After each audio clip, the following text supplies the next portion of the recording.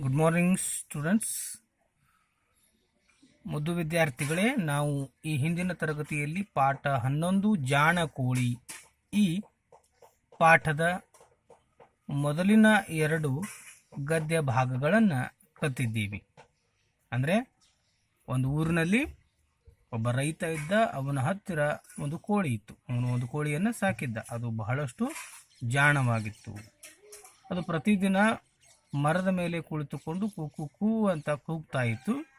ಈ ಕೋಳಿ ಕೂಗಿದ್ದನ್ನು ಕೇಳಿದಂತಹ ಜನರು ಬೆಳಗಾಯಿತು ಅಂತ ತಿಳಿದುಕೊಂಡು ಎದ್ದು ತಮ್ಮ ತಮ್ಮ ಕೆಲಸಗಳನ್ನು ಮಾಡ್ತಾ ಇದ್ರು. ಹೀಗಿರುವಾಗ ಒಂದು ದಿನ ಕಾಡಿನ ನರಿಯೊಂದು ಅದನ್ನು ನೋಡಿಬಿಡ್ತು.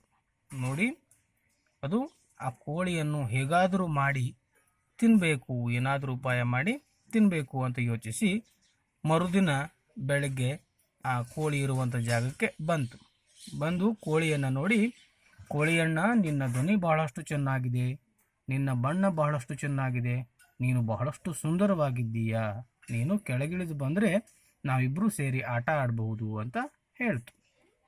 ಆಗ ಇನ್ನು ಮುಂದಿನ ಭಾಗ ನೋಡಿ. ಕೋಳಿಗೆ ನರಿಯ ಉಪಾಯ ಅರ್ಥವಾಯಿತು. ತಾನು ಕೆಳಗಿಳಿದು ಬಂದರೆ ಖಂಡಿತ ಈ ನರಿ ತನ್ನನ್ನು ತಿಂದು ಮುಗಿಸುತ್ತದೆ ಎಂದು ಅದಕ್ಕೆ ತಿಳಿಯಿತು. ಆದರೂ ಅಪಾಯವನ್ನು ಉಪಾಯದಿಂದಲೇ ಗೆಲ್ಲಬೇಕು ಎಂದುಕೊಂಡ ಕೋಳಿಯು, ಆಗಲಿ ನರಿಯಣ್ಣ, ನಾವಿಬ್ಬರೂ ಸೇರಿ ಆಟವಾಡೋಣ, ಆದರೆ ನಮ್ಮ ಜೊತೆ ನನ್ನ ಗೆಳೆಯರೂ ಬರುತ್ತಾರೆ, ಆಗಬಹುದಲ್ಲವೇ ಎಂದು ಕೇಳಿತು. ಆಗ ನರಿ, ಆಗಬಹುದು, ಆ ನಿನ್ನ ಸ್ನೇಹಿತರನ್ನು ಕರೆ ಎಂದಿತು. ಆಗ ಕೋಳಿ ವಿಚಿತ್ರವಾದ ಧ್ವನಿಯಿಂದ ಕೂಗಿತು. ಅದನ್ನು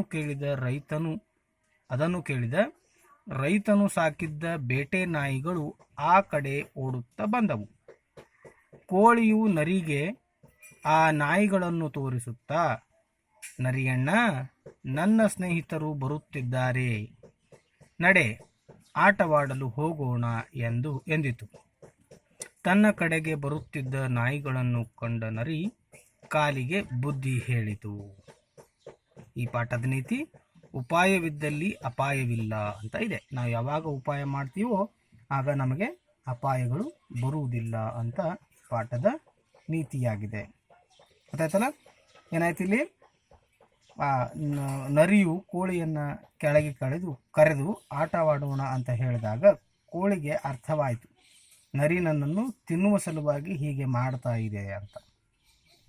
ಇದನ್ನು ತಿಳಿದುಕೊಂಡಂತಹ ಕೋಳಿ ಏನು ಮಾಡ್ತಪ್ಪ ಅಂದರೆ, ತನಗೆ ಅಪಾಯ ಇದೆ ಅಂತ ಗೊತ್ತಿದ್ರೂ ಕೂಡ, ಇಲ್ಲಿ ತನಗೆ ಅಪಾಯ ಇದೆ ಅಂತ ಗೊತ್ತಿದ್ರೂ ಕೂಡ ಅದು ಉಪಾಯದಿಂದನೇ ಆ ಅಪಾಯವನ್ನು ದೂರ ಮಾಡಬೇಕು ಅಂತ ಯೋಚನೆ ಮಾಡಿ, ಆಗಲಿ ನರಿಯಣ್ಣ, ನಾವಿಬ್ಬರೂ ಆಟ ಆಡೋಣ, ಆದರೆ ನನ್ನ ಜೊತೆ ನನ್ನ ಗೆಳೆಯರೂ ಕೂಡ ಬರುತ್ತಾರೆ, ಆಗಬಹುದಲ್ಲ, ನಿನಗೇನೂ ತೊಂದರೆ ಇಲ್ವಲ್ಲ ಅಂತ ಕೇಳ್ತು. ಆಗ ನರಿ, ಆಗಬಹುದು, ನಿನ್ನ ಗೆಳೆಯರನ್ನ ಎಲ್ಲರನ್ನ ಕರೆ ಅಂತ ಹೇಳ್ತು. ಆಗ ಕೋಳಿ ಏನು ಮಾಡ್ತಪ್ಪ ಅಂದರೆ, ವಿಚಿತ್ರ ಧ್ವನಿ ಅಂದರೆ ಯಾವುದೋ ಒಂದು ಬೇರೆ ರೀತಿಯಲ್ಲಿ ಕೂಗಲು ಶುರು ಮಾಡ್ತು. ವಿಚಿತ್ರ ಅಂದ್ರೇನು ಎಂದು ನಾವು ಕೇಳಿರದೇ ಇರುವಂತಹ ಧ್ವನಿ, ಬೇರೆ ರೀತಿಯಲ್ಲಿ ಕೂಗಲು ಶುರು ಮಾಡಿದಾಗ ಆ ರೈತ ಸಾಕಿದ್ದಂತಹ ಬೇಟೆ ನಾಯಿಗಳೆಲ್ಲ ಆ ಕೋಳಿಯ ಕಡೆಗೆ ಓಡಿ ಬಂದವು. ಆಗ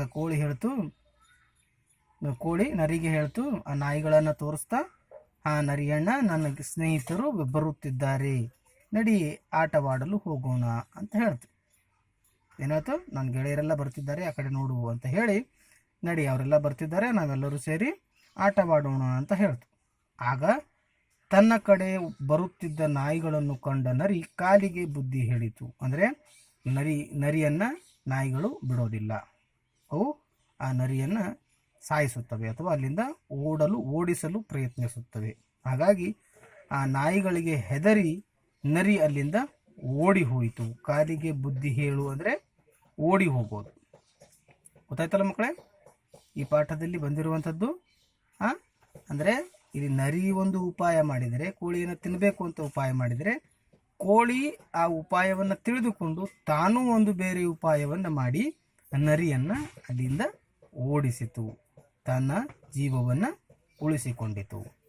ಈ ಪಾಠದ ನೀತಿ ಉಪಾಯವಿದ್ದಲ್ಲಿ ಅಪಾಯವಿಲ್ಲ. ನಮಗೆ ಯಾರಾದರೂ ತೊಂದರೆ ಕೊಡಲು ಬಂದಾಗ ಅದರಿಂದ ಉಪಾಯದಿಂದ ನಾವು ಹೊರಗೆ ಬರಬೇಕು. ಅಲ್ಲಿ ಜಗಳ ಮಾಡಿ ಬರೋದು ಅಷ್ಟು ಸರಿಯಲ್ಲ. ಗೊತ್ತಾಯ್ತಲ್ಲ? ಈ ಪಾಠವನ್ನು ಚೆನ್ನಾಗಿ ಇವತ್ತಿನ ದಿವಸ ಓದಿಕೊಳ್ಳಿ. ಧನ್ಯವಾದಗಳು.